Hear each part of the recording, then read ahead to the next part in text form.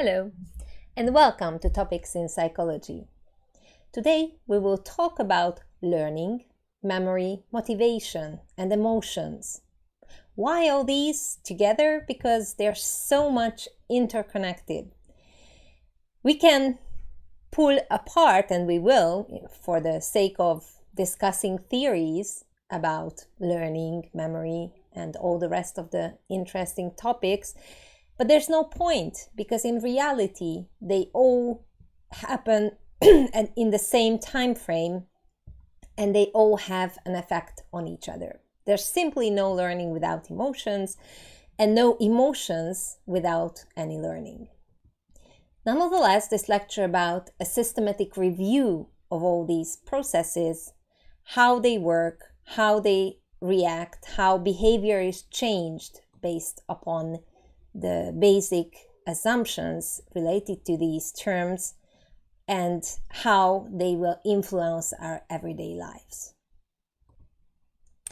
So first, let's engage in learning. Learning is a relatively permanent change in behavior, which is a result of experience. But it's much more complex than just a simple pouring all the knowledge into your brains. It's much more difficult than that, and let's see how. First of all, let's differentiate between associative learning and non-associative learning, the two main sacks in which we can pour in classical and instrumental conditioning, complex forms of learning. And on the contrary, we can differentiate habituation and sensitization. Let's start with these two. Habituation occurs when the same stimuli happens one after each other, and simply the organism gets bored of it. It could be a honking horn on a street and the driver simply does not care anymore. But it could be many other things, even a crying baby. If you're not directly involved, you probably don't startle after a while. Nonetheless, sensitization is another process. It's kind of the contrary of habituation. Imagine a mother, let's say, separated from her baby. A baby cry, even if it's not her baby, will, startle her immediately. And the more signals she gets, the more stress she will feel. To summarize, habituation and sensitization are basically the two sides of the same coin. They're short-lived changes in behavior, and they're kind of tuning the perceptual system towards a single stimulus to drive the behavior. On the contrary, in associative learning, you have to learn some kind of relationship between events. It can happen through classical conditioning. For example, a dog may learn that the sound of bell means food. But similarly, a baby can learn that the sight of breasts will be followed by milk. On the other hand, in instrumental conditioning, the organism learns that if the behavior is done in a certain way, that will result in particular consequences. Leverplas will result in food, for example. Or fighting between siblings will be followed by a disapproval by the adults. At the same time, the winner might gain some respect. Okay, I brought some examples. Let's decide whether these are associative learnings or non-associative learnings. First, the scarecrow does not scare the crows. After a while, it's a simple habituation process. We already talked about a ringing bell resulting in saliva for the dog. But also, if you're thinking about somebody moving his hands through her hair, and you really like that, some positive reinforcement might gain a behavioral change and make these events more frequent, a typical form of instrumental conditioning or shaping. We already talked about the instrumental conditioning with rats and the lever, and electric shocks might be very important. It's very difficult, if not impossible, to habituate to these kinds of stimuli. It will be a typical example in sensitization. Now let's go a little bit further and talk about Pavlov, a Russian psychologist who was known primarily for his work in classical conditioning, although it was really just a sidekick in his extensive work on the digestive glands, earning him the Nobel Prize in 1904, and in the physiology and medicine area. He was an excellent surgeon. You can see his dog here with a prepared saliva container, a specific surgical process that has been done a lot in these experiments with classical conditioning.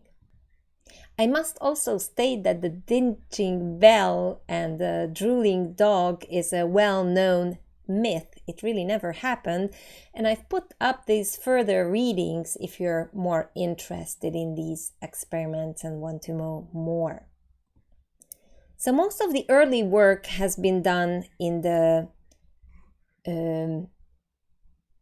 perspective, the psychological perspective of behaviorist view, and Pavlov and his followers emphasized external causes rather than mental ones, simple associations, and determining basic building blocks of all learning processes, regardless of who is doing the learning.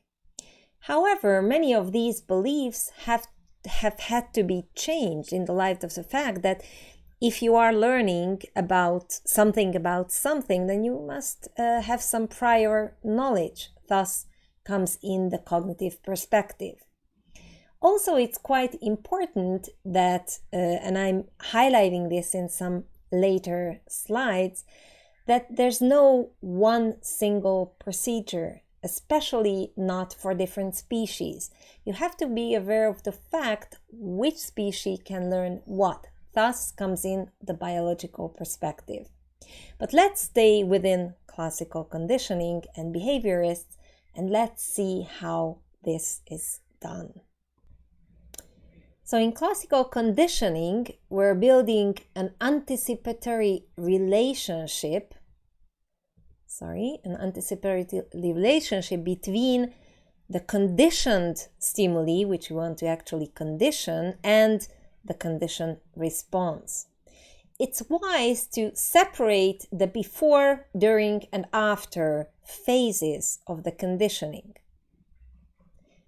In the before phase, the anticipatory relationship between light and food does not exist just yet.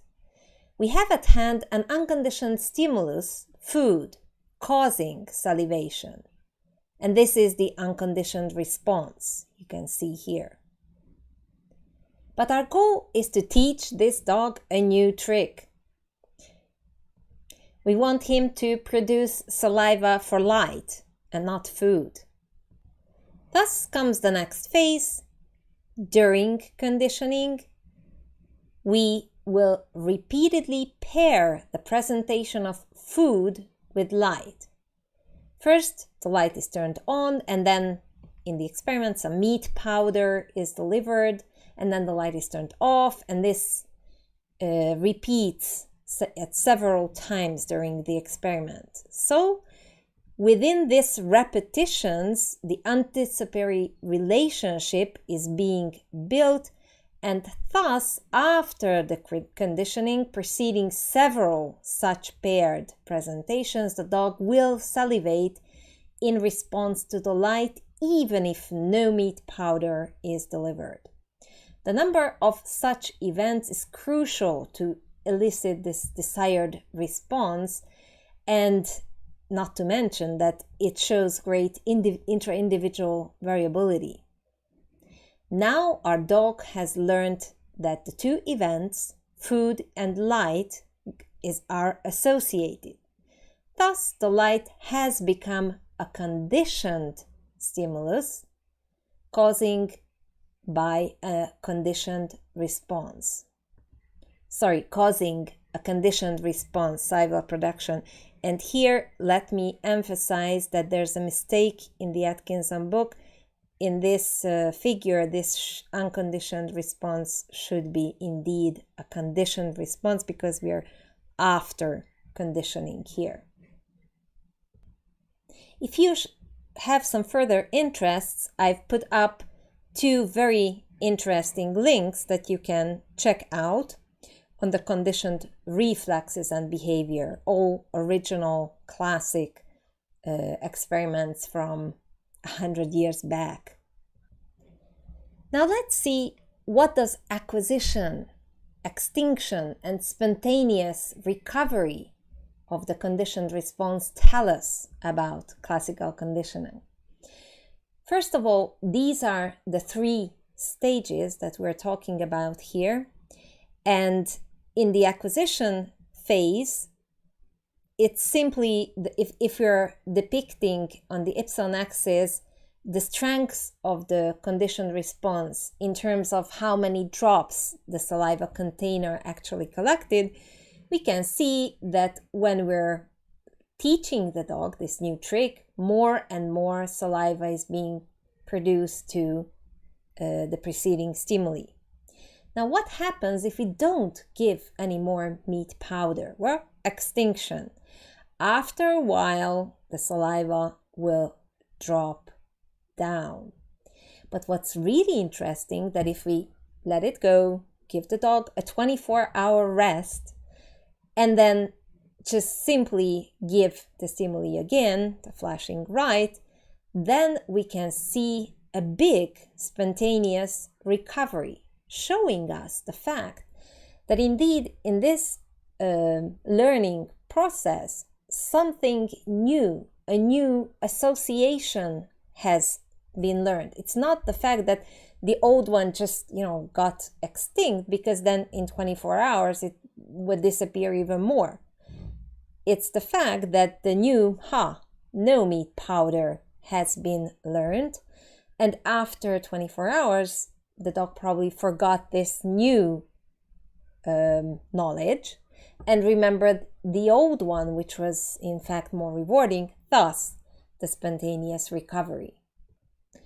Let's review once more that in the acquisition phase you have both the conditioned stimuli and the unconditioned stimuli. Then in the extinction phase, you just show the light, and in spontaneous recovery, again, there's only the light. Now let's consider negative or aversive effects, such as shock or painful noise. They're very effective in conditioning, but in some cases, these are indeed unwanted associations. Consider cancer patients and the way they go into chemotherapy that involves injecting toxic substances into the patient, causing nausea and extreme discomfort. Probably the syringe, the person holding that, the corridor, and many, many other features are associated to the feelings of chemotherapy, and this is an inevitable process. Even an armchair or a street can be linked to this and thus lead to aversive conditioning. Young cancer patients are often given ice cream in order to, ease the pain, but it's not a good idea, since not only ice cream can lose its touch during the process, but even other second order conditioning can occur if ice cream is being associated to several different toys. Then the toys themselves can lose their positive value as well. together with ice cream. Of course, as I mentioned in the beginning, this whole process takes time in real time, with many other processes involved. Let's see some other important factors still in classical conditioning. For example, response generalization and stimulus discrimination, although these terms are relevant in instrumental conditioning as well. So in this figure on the left, we can see that the basic tone to which conditioning has been done kind of glues on to different, a little bit higher or lower tones as well, in terms how the actual response is elicited. On the y-axis, we see amplitude of skin conductance response, which shows us how strong the response is to a certain stimuli. And we see that the strongest response is elicited to the natural, to the learned stimuli, but other similar stimuli also get a response. Thus, the generalization occurred. This in real life can be linked to the fact that when children see dogs, they think that all dogs are nice if the first one was nice to them, and they kind of grow to like dogs. It's no problem unless one of them encounters a barking dog, then discriminative processes start, simply disentangling good dogs from bad dogs on the long run. So throughout the discrimination process, if we repeat the stimuli, the different kinds of stimuli leading to different kinds of results, then we see responses, for example, only to the one type of stimuli, but not to the other. How does this relate to fear, our fear responses in everyday lives? Well, starting with rats. If they get a reliable predictor in an experimental situation that shock is coming, they respond with fear, but only when the shock is coming. It's pretty evident. But if they don't know, they just get shocks every once in a while. It's a very mean and cruel experiment, and they become continually anxious and may even develop ulcers, says the course book. Now, there are clear parallels to our human fears, right? Getting injections, going to the dentist, and even giving birth. The doctor is making a big mistake if she's saying, "Oh, it will not hurt. No, there will be absolutely no pain." That's not true. We have to acknowledge that it will hurt, and then it will stop, and it will be better if it's a procedure. So it's important to give these signals, because unpleasant signals can be dealt with, but unpredictable, unpleasant events are intolerable. But what is the key to classical conditioning? This is a very good summary in a specific rat experiment where the first group A, got shocks and shocks down here, but they got signals before each of the shocks. Now look at the second group B. Sometimes they got shocks without a warning, and the result highlights that the original classical Pavlovian explanation for learning. Here in this experiment, group A did learn the relationship between shocks and so they could modify their responses. Group B did not learn anything. So in group B, there was no learning whatsoever.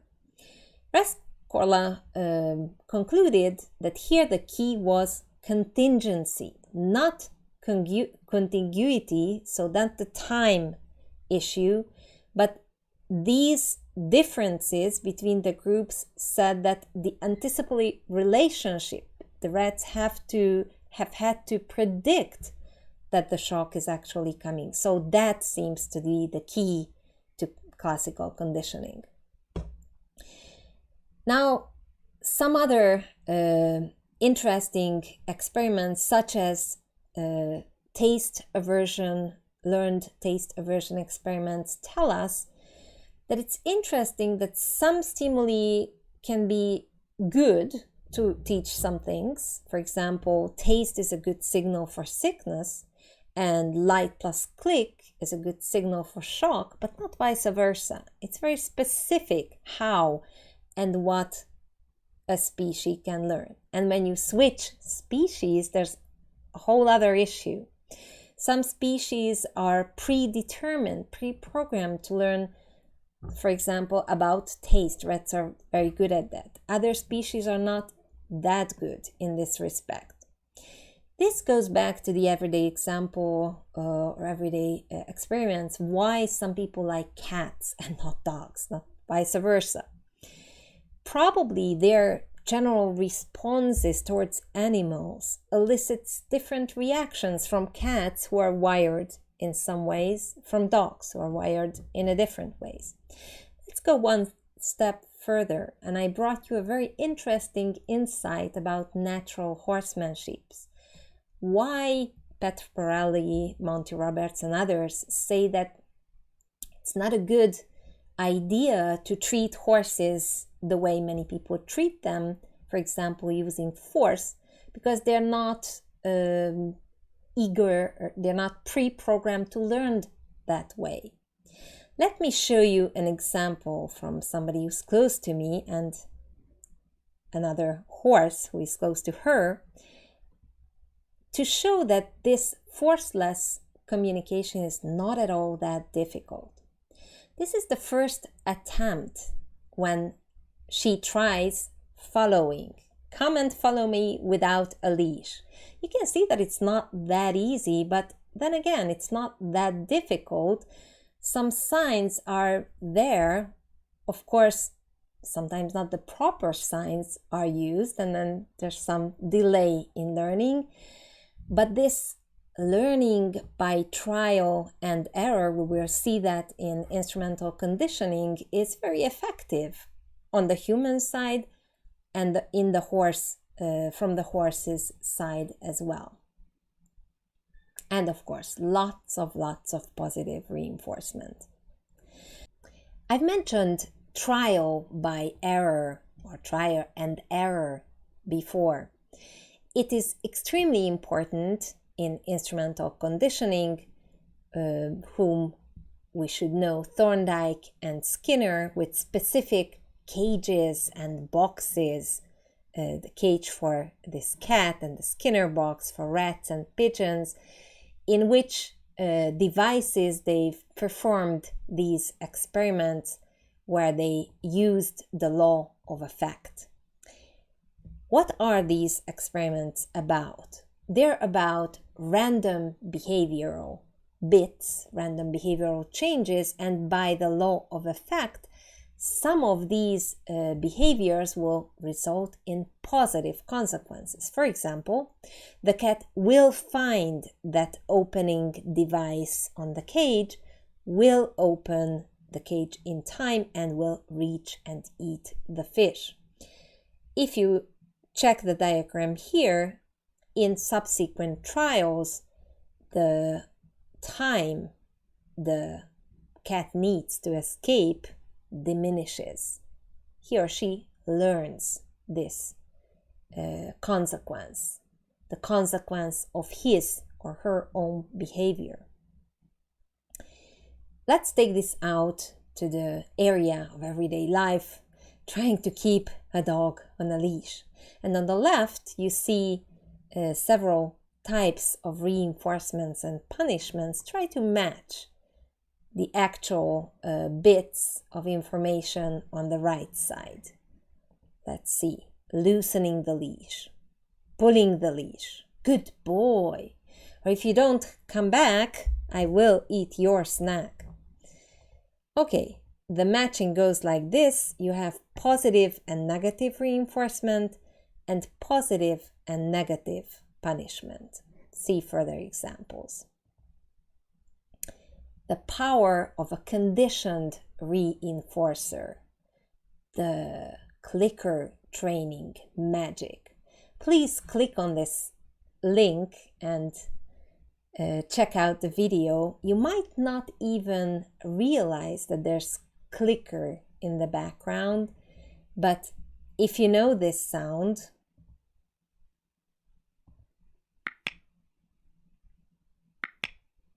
you know that these tricks have a very important first step, the clicker, clicking.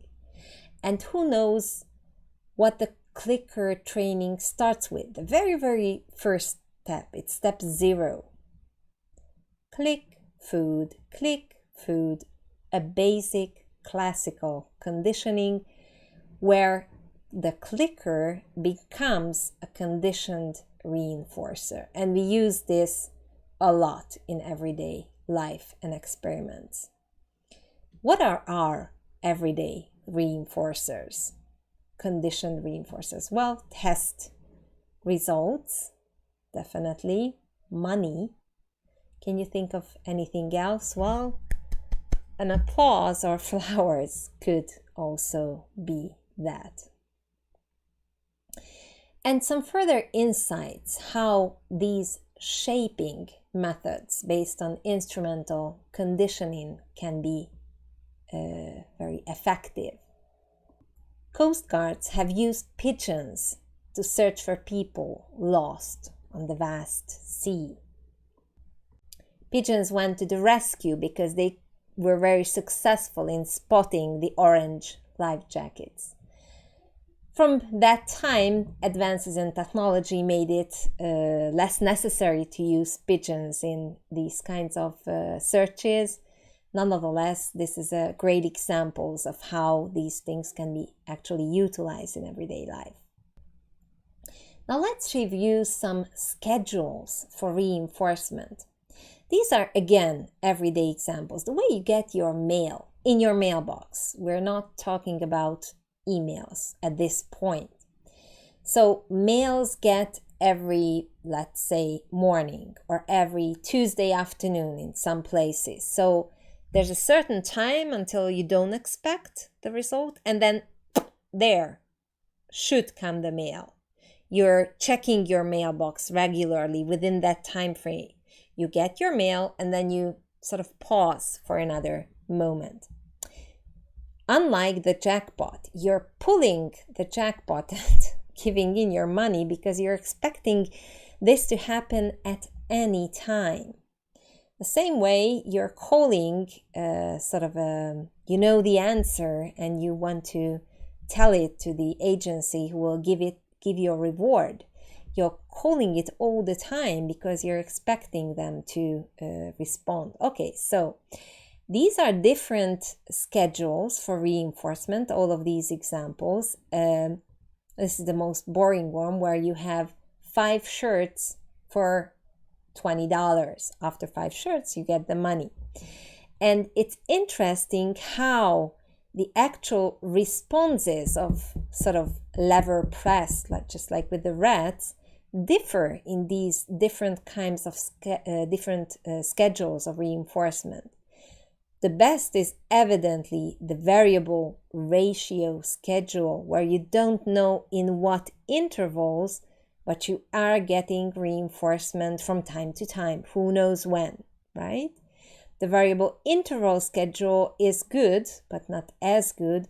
And fixed schedules are, they're not that efficient. Let's consider cognitive factors and especially control. Organisms can learn to make a response to terminate an ongoing aversive event. We talked about this in terms of the rats, expecting the shock. Also, some of the people designed specific experiments where the dogs, for example, could escape the shock if they jumped when the signal came. And this is the shuttle box, they called it. And this whole procedure is called escape learning. This part is classical conditioning. Now, when they're learning it. Now, the second stage, when they simply give the signal and the dogs avoid the shock, that's instrumental conditioning. That's another. Here, they avoid the outcome, the negative, aversive outcome. So, in these experiments, control by response meant predictability. How was this tested? They put 2 dogs in these shuttle boxes, and one could actually escape the shock the same way as the rat learned to react upon the signals, whereas the other dog's behavior had nothing to do with the actual outcome, the shock, but he got the same number of shocks as the previous dogs. This second group, or the second dog, second situation led to a totally different, first of all, it led to no learning at all.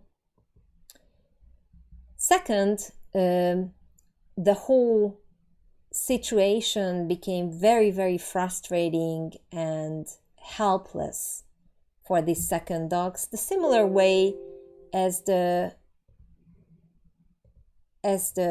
people who are in war zones learn this kind of hopeless behavior. It's called learned helplessness.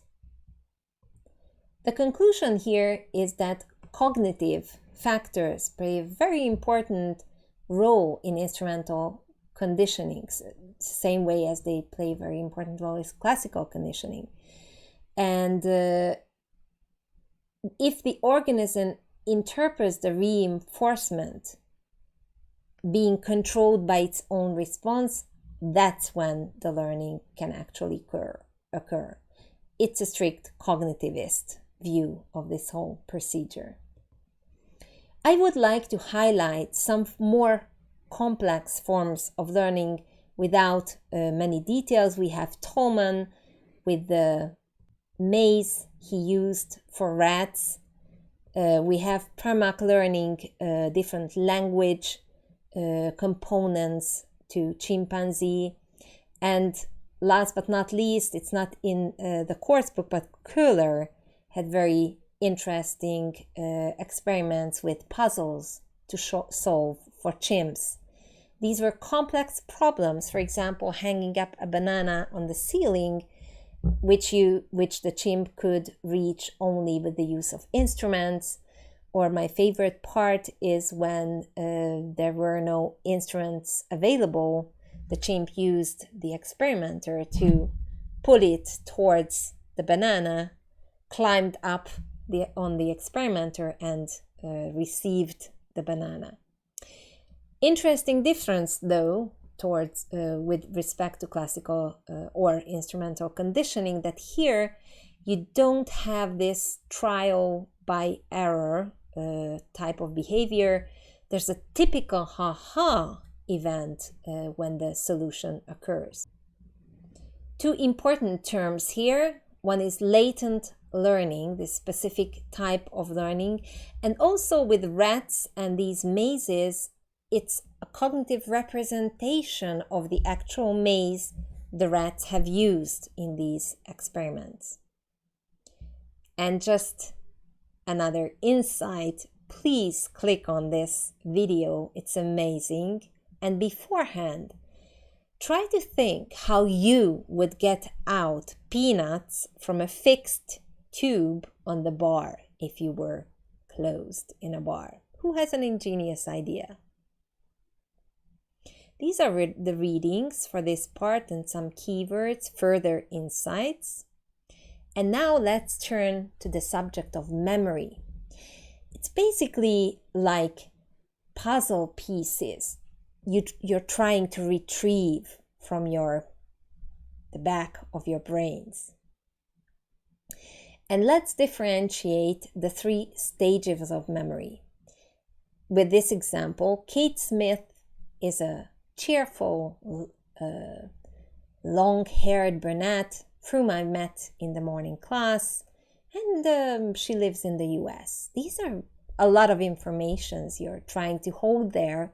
So when encoding, you're probably using some kind of procedure in order to put all these in the right boxes. Now that's the encoding phase, when it consists placing the facts in the memory. But in the second stage, when the facts are retained in the memory in storage, you have to anticipate that some of these facts will diminish, will go away, and you will have just, some faded memory. So when retrieval comes, when the facts have to be got back from the memory, they're recovered from the storage, you might just remember an explicit shoe or the color red. Then again, with these sort of clues, the whole idea might come back and you might actually remember Kate from the morning.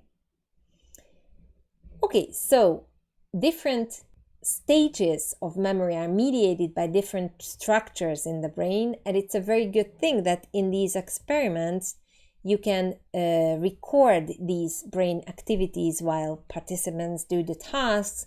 There's the PET studies or the fMRI studies. These are just mentioned here and shown. But let's really do a cognitive experiment. Please name the objects depicted on the pictures out loud. Try to be faster than me. Fixation crosshatch, then the picture. I hope you said bear. Raccoon. Now, these are results from an actual English and Hungarian language experiment. Which result do you think resembles which picture? If you're thinking about how many names were used, what is the reaction time in English and in Hungarian? Giving you a hint, the raccoon does not live in Hungary. Thus, probably it will be much more difficult for Hungarian participants to name this raccoon, which is obvious from reaction times as well as the types of names used. So these are how experiments go in everyday reaction time studies. And let's just do another one. Name the objects. Binoculars. Apple. Star. Anvil. Goes for me easy because I've seen these a lot. So these were the actual stimuli. When we store these into our memories, and this is the Atkinson-Schriffin theory, we use different sacks. The sensory store is large, huge, vast, but what goes in goes out fast. The interesting, focused things are transferred to the big sack of short-term memory. Now, these are the informations you're actually conscious of. You know that this is going on right now. Okay, this is a telephone number I have to remember. So it's 264-329. So this is the right here and right now. These 20 seconds go away fast. If you're not repeating these numbers, they will diminish. If, on the other hand, you use some kind of trick, magic, or technique to place these into the long-term memory stack, then they are capped.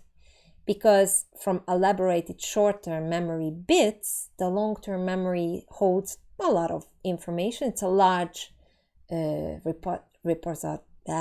repository with basically unlimited capacity. Then why can't we remember everything? Because we don't have a photographic memory. Because getting it back from the long-term memory store is another problem. So in theory, you can place back information from the long-term memory into the short-term memory once you have the right cues, once you remember things. That's a common problem on exams. So let's see some other memories for facts and for competencies. Well, these are, who is this guy?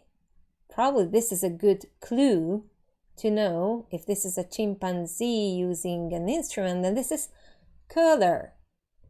Okay? And bicycling, I'm sure if you know how to do that, you don't have to think twice. You just get on a bike and go. Same thing, falling into the water. If you can't swim, you will swim. You don't have to think about how to swim.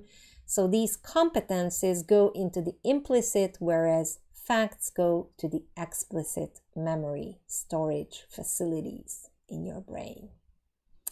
These are the readings for the memory part. And now let's switch to motivation, another interesting topic. It's a condition that energizes behavior and gives it direction. It's experienced consciously, a conscious desire for, let's say, usually maybe drink, food, sex, or winning. So many things can have this motivational background. And most of us can and will choose whether or not they will act upon their desire. Then again, we can force ourselves to forego, to not to act on our desires. We can, take back and not do something, but we cannot control our actual desires. It's always on the back of our head. Oh, yes, I would like to eat, but I'm on a diet, etc., etc. So this conscious choice appears to be a consequence and not the cause of our motivational states. So then comes the question, what controls motivation if not our deliberate choices? These causes of motivation range from physiological events within our brains and within our bodies to cultural, social interactions with other individuals around us. So it's a quite complicated issue. Let's see now some theories for motivation, and let's stick with basic motivations. They're much easier to understand and make theories for it.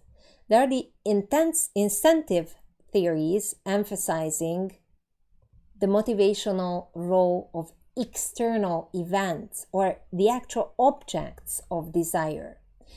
On the contrary, we have the drive theories, which emphasize internal factors, basically hunger, thirst, aggression. So the main difference is about where, in these two theories, is where the motivation is coming from, what causes its motivation, and how the motivation will control the behavior. Let's model the basic motives, and regardless of which theory we're looking at now, the whole model is acceptable to both of them, since both theories acknowledge that there are drives and there are incentives. They just place their focus on each one of them.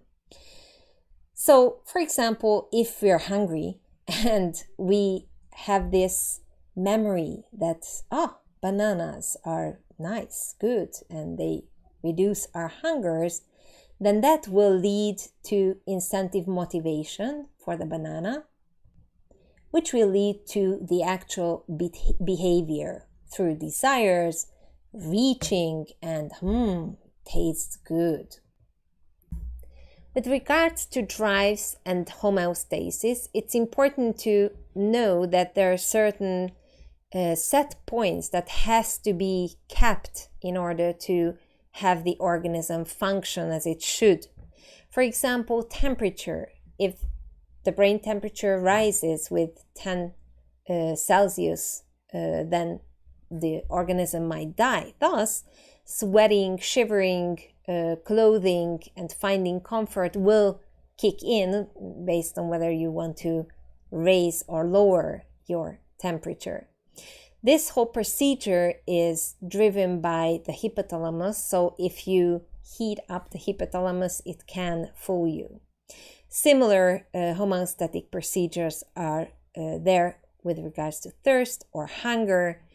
And in hunger, this set point is especially interesting. Check out the insights in the Atkinson book.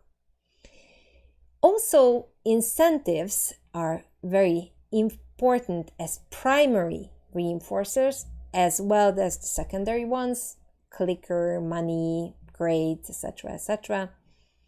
And let's review incentive motivation with regards to affect, wanting, liking, the incentive salience, the brain's dopamine system, and the whole issue of addiction.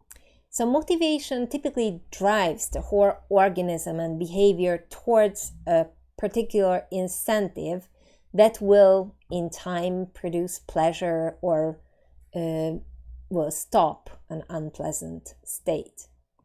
So this whole procedure is evidently associated with affect, which refers to the entire range of previously consciously experienced pleasure or displeasure.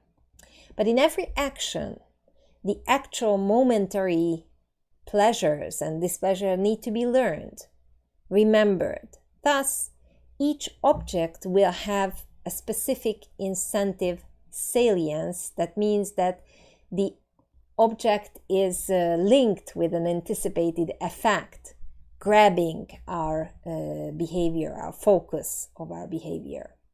One thing is simply the anticipation of this pleasure that you experience when you, for example, have a delicious meal ahead.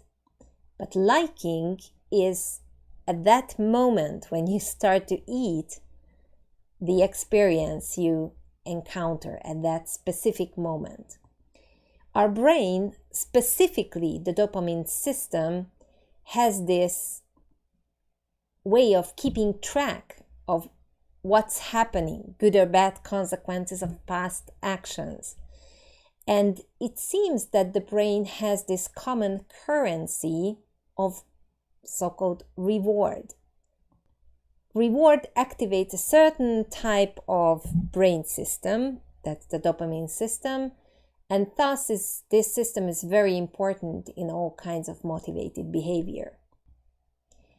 Interestingly, the same neurons are activated when you're eating chocolate, when you're having sexual pleasures, or you're using certain substances like amphetamine, cocaine, or heroin.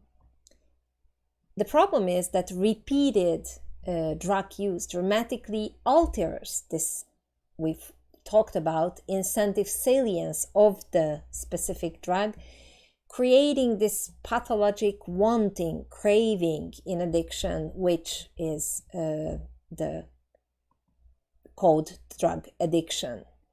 Now, there are three main factors that makes drugs much more addictive than any other incentives, such as chocolate. First of all, they overactivate the incentive system of the brain. Also, tolerance to the drug occurs since the overactivated system tries to find balance, and thus this neural sensitization takes place where more is not even enough. You have to even higher the stakes in this process. That's why withdrawal is that difficult, because when you're doing withdrawal, it causes an extensive aversive reaction. And interestingly, this sensitization lasts even further than the withdrawal phase, thus leading to a much more difficulty in stopping this addictive behavior. So that's why the drug users often relapse even after completing, let's say, a detoxification program. Let's now turn to our last topic, emotions, and look at these different pictures and try to pinpoint what basic emotions they depict. I'm sure you could spot fear, joy, sorrow, surprise, anger, and disgust. And interestingly, these emotions are universal. They can be depicted in many, many different cultures. Okay, so these are emotions, basic emotions, but they're more complicated. But what drives emotions? Could it be that just holding a pencil like this or like this changes how you actually feel, changes your emotions? We'll think about that in some theories on what is emotion. First of all, you have a person-environment relationship in which this whole is taking place. You have cognitive appraisal, a person's assessment of the current circumstances. Then you have emotional responses to subjective experiences, the tone of colors, this private experience, the thought and action tendencies, how you actually think or act in those particular settings. You're witnessing your own internal body changes. Your hand is sweating or you're getting red. And of course, you have this facial expression we already touched upon. These all will result in your responses to emotion, how you will actually regulate your own emotion, how you will behave in that situation. So from these, the theories of emotion highlight three: cognitive appraisal, internal bodily changes, and facial expressions as the main driving factors of emotions. The different theories emphasize different aspects. Here in the two-factor theory, the cognitive appraisal is the key. How you interpret that situation will drive your emotions. On the contrary, in the James Lange theory, the arousal is specific to certain emotions. And in the facial feedback hypothesis, it's the facial expression that drives the subjective experience of emotions. So, what do you think? Do we feel anger because arousal is high? Well, that in itself is not enough. Okay? It's not the arousal that we feel, it's probably the cognitive appraisal. But even if we stick to the arousal specific theories, there's other psychophysiological factors that have to determine the exact emotion that we're feeling. Okay, let's turn this around. Could we feel anger in the absence of arousal? It's a definitely no, because it's not just cognitive appraisal. We have to experience these arousal specific happenings in our bodies in order to really feel anger. We might act angry, but we won't feel angry if we don't have arousal. And what do you think? If you keep smiling, will that have an impact on how you feel? Well, this is a big question mark. we don't know. We might choose a specific, for example, facial feedback hypothesis to acknowledge this notion.